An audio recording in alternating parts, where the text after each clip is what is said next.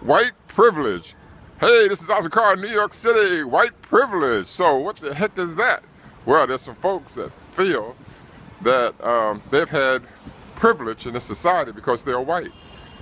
Well, I take issue with that. What I would suggest to you is that just because they are quote unquote, by the way, white, that they're not privileged. Now, they may have viewed themselves as being privileged, and they may have taken actions based on that view or how they feel. That would be privileged actions. But being that they call themselves white or any other color, privilege doesn't make them privileged. It does perhaps put them in a position to take actions based on what they perceive to be privileged. But I mean, I'm gonna tell you the truth. You know, to be authentic with myself, I've never felt, what's the opposite of privilege? Disadvantaged. I've never felt particularly disadvantaged because of whatever about myself. You take your look at me and decide who you think I am. But I've never felt disadvantaged. Now, interesting, you know, I was writing this note this morning and just got finished walking Eve to school, and we got in a conversation about her teacher and her teacher's assistant. And she said, "Dad, what's the teacher assistant?" I said, "Well, that's the lady who assists the teacher." "Well, I don't understand what you mean, Dad. What do you mean?" I said, "Well, you know, one's the head teacher and one's the assistant teacher." She said, "I don't know what that means."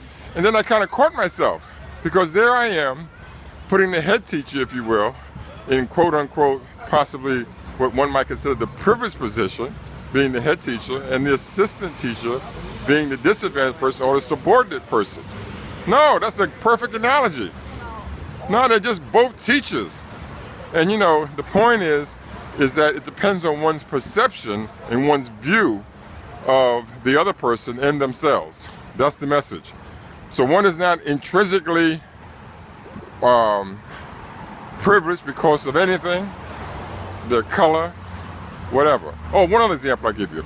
So I have actually felt privileged, never disadvantaged, but I felt privileged, and where I felt privileged is because of my height. I'm 6'6". I know there have been times where I have used my height to my advantage and intimidated others on purpose, knowingly.